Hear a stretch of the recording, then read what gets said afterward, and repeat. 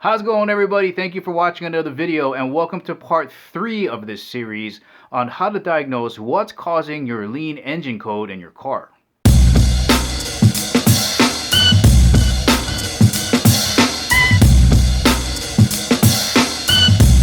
Now, if you missed parts 1 and 2, in part 1 we used a vacuum gauge to give us an idea of what direction to go in. Either it's a vacuum leak or fuel delivery issues. And what the gauge told us was that my engine has healthy vacuum, so it's most likely an issue with fuel delivery. Then in part 2 we used an OBD2 scanner to verify those findings by looking at long-term fuel trim and RPMs. And of course, if you didn't have a chance to check out those videos, I'll leave links right up here. But today we're going to start by looking at the fuel injectors. Alright guys, back under the hood, as mentioned, we're going to start by having a look at the fuel injectors. So there's 4 here. I got 1, 2, 3, and 4. And the first thing I'm going to do is check to see how they sound, if they're pulsing. And they're going to sound kind of like a little ticking noise. I'm just going to take this screwdriver, stick it to my ear, and just make sure that the cadence is the same across all 4 of these.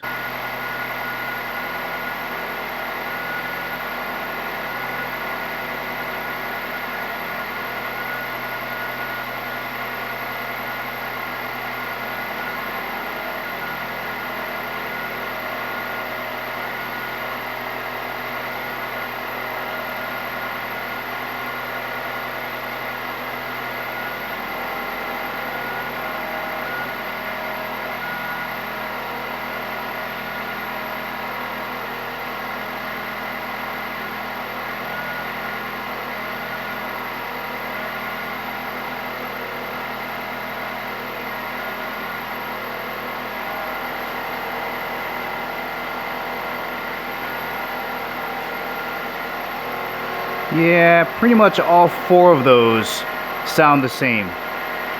Next up, I'm going to remove the connector so we can do a resistance test on the injectors, and then we're going to do some signal testing on the wire harness side. Let's get zoomed in here. So I've disconnected the wiring harnesses from the fuel injectors. That's these guys here, so there's 4 of these.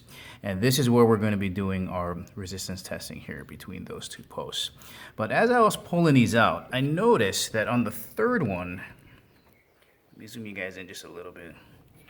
You see that there's some white residue on that. Now, I don't know what that is. That could be fuel, could be anything, but the way that this fuel injector is plugged into the fuel rail, which is this guy right here, there's an O-ring on here, so the O-ring might be going bad. So we have to pull that out to have a look at that. And the other thing I wanted to show you is here, let me zoom back out. On this one, I don't know if you can see it, but it's a little bit shiny. There's some fuel on that. And then, if you have a look down in there, right down in that area, it's moist. You can see a little bit of yellow right down there, that area. So I'm wondering if somehow there's some cracks in this fuel injector, because I don't think there's supposed to be anything. You can see it there, it's just shiny on that end of the connector. First things first, let's get the resistance test done here. All right, multimeter is set to ohms. We're going to be checking the resistance on the fuel injectors. It's a little bit hot out here, so it might read between maybe high 14s and high 15s. If it's colder, it would be a lot less, but let's check it out.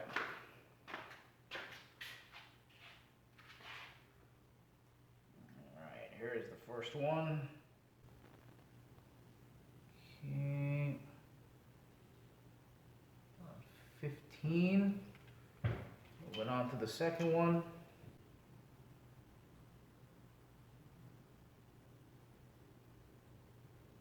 15, that's good. Third one.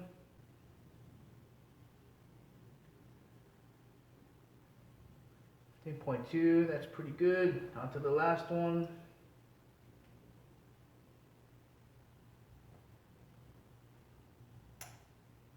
Oop, lost it there.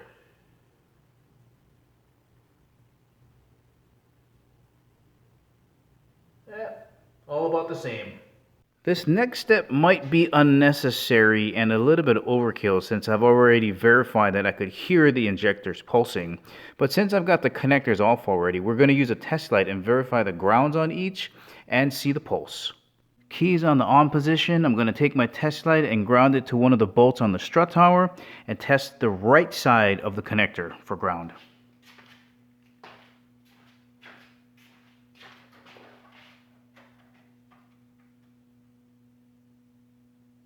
That's good. Okay. Perfect.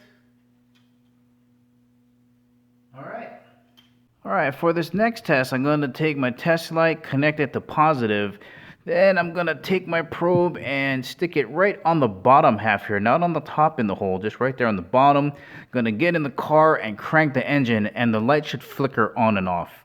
If that happens, we got pulse. Alright, it's kind of romantic in here. Keep an eye out for the flickering.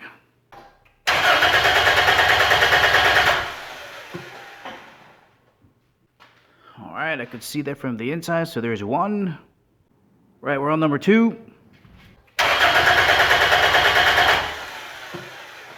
This will be number 3. Alright, last one, number 4.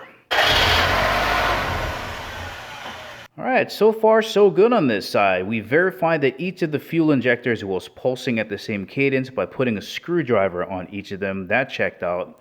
And then we pulled off the wiring harness to check the resistance on each of these. And for the temperature today, they all fell within spec, and they were all roughly about the same. I mean, such a very minor ohm difference.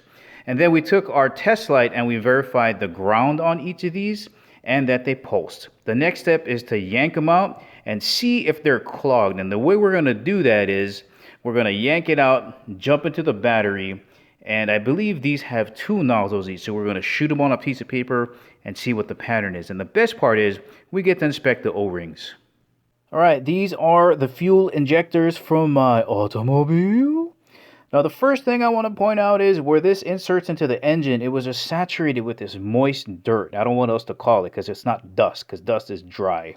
So it makes me think that there is fuel leaks, and I'm targeting these top O-rings because all of them are like this. You can see how it's a little bit loose and maybe not as robust a diameter as it used to be. So maybe I'm getting like, I don't know, like a 80% seal on it, but still not enough to stop. Maybe just a tiny little bit of feel from getting down there and mixing with that dust and making it into that kind of moist dust or dirt that I got down there.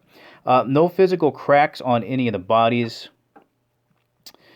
Pretty good. Here's number 3. You can see it's a little bit flat on some of the sides, so that might be it too. I want to show you the nozzle pattern because I thought that it was a 2 nozzle, but it looks like there's 3 holes on the bottom there. And not sure if they're clogged or not. I'm going to plug these into the fuel rail anyway and see what the pattern is. Hopefully I don't have to clean them out. But here's those 2. You can see that one might potentially be some issues there, but you can still see the holes in there, so might not be an issue. Anyway, let's plug it into the fuel rail. I'm going to jump these with a 9-volt battery and check out the pattern. Alright, injectors are all clean now, and I don't know what I was talking about in that last segment. I saw 4, but I said 3 holes, so there's 3 holes in there. And the pattern it makes is kind of like squirt, squirt, like 2 on each side. This one did well, this one was a little bit clogged. This one that was supposed to be, it looked like it was really bad, actually was really clear. And this one was a little bit blocked as well. So what I did to clear it out was I jumped the latch in here with a 9-volt battery, put some throttle body cleaner in here, and just blasted it out that way, and I could see clear patterns on both sides. If you want to see how I did that, just basically have the adapter that fits on to the fuel injector, and you can just have some clips that go onto there. You don't have to have that. And then here's the 9-volt battery, and what you do is you just jump it. You can hear the latch open up. Here you go.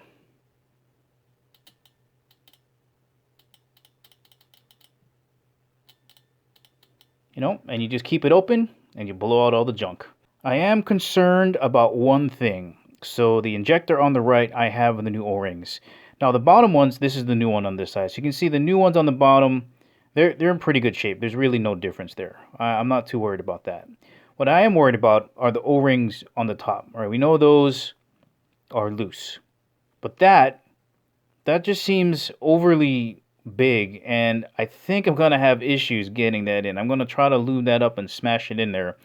but the auto parts store didn't have another O-ring for me to reference them to. They just had this, so I had to go with this. So we'll see how that goes. I got to clean up the gunk around the hole that these fit into, and then we'll get them back in there and do another scan. Sweet, guys, got everything back together. Those were the wrong size O-rings for the upper O-rings, so I had to get some in from Amazon. So those came in today.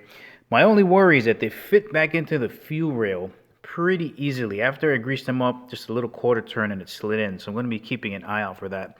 So I'm going to warm it up, make sure that I don't have any geysers or fuel coming up from the fuel injection areas. Take it for a quick spin. We'll come back. I'll make sure it gets on closed loop. And then we'll see if our long-term fuel trim goes down from like the 39s to something reasonable. All right, be back in a bit. All right, let's check out the live data stream. Hopefully the long-term fuel trim has gone down from the upper 30s. So we're gonna grab the long-term and we're gonna grab engine RPM and let's have a look. Well, still kind of high, 19.5. But at least it's down from where it was before. Let's see if it's fixed the up and down action when we increase the RPMs. So here's the RPMs at 1500.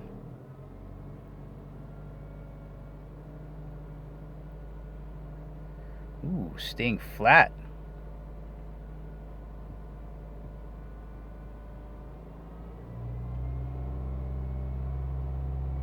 That's interesting. A little bit more. Up to 3000.